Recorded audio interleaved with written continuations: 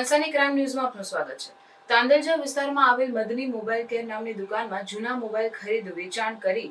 બદલ ગ્રાહકોની માહિતીનું નિયમ મુજબ રજિસ્ટરની નિભાવણી નહીં કરતા દુકાન માલિક વિરુદ્ધ કાયદેસરની કાર્યવાહી કરતી વડોદરા શહેર એસઓજી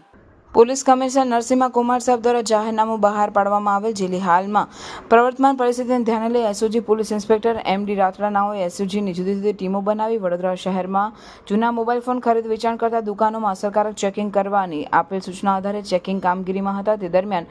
તાદલજા ગામ ખાતે મદની મોબાઈલ કેર ગામની દુકાન ચેક કરતા દુકાનના માલિક નઈમ મોહમ્મદભાઈ પટેલ નાઓ દુકાનમાં હાજર મળી આવતા તેઓએ પોતાની દુકાનમાં જૂના મોબાઈલ ફોન ખરીદ કરી વેચાણ અર્થે રાખેલ હોવાનું જણાવતા હોય, જેથી જુદા મોબાઈલ ફોન ખરીદ વેચાણ કરતી વખતે મોબાઈલ ખરીદનારનું નામ, સરનામું, તેની ઓળખ અંગેની હકીકતની નોંધણી પોલીસ કમિશનર સાહેબના જાહેરનામા મુજબનું રજિસ્ટર નિભાવવામાં આવે કે કેમ તે અંગે ચેક કરતા તેઓની પાસે કોઈ રજિસ્ટ્રી નિભાવેલ નહીં હોવાનું જણાઈ આવેલ।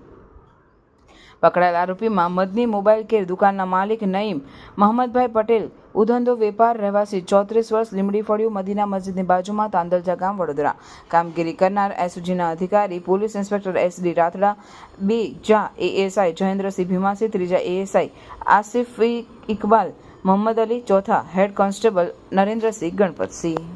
સનસની ક્રાઇમ ન્યૂઝ ને સબસ્ક્રાઇબ કરો અને બેલ આઇકન દબાવી તાજી અને સચોટ ક્રાઇમ સમાચાર સૌથી પહેલા મેળવો।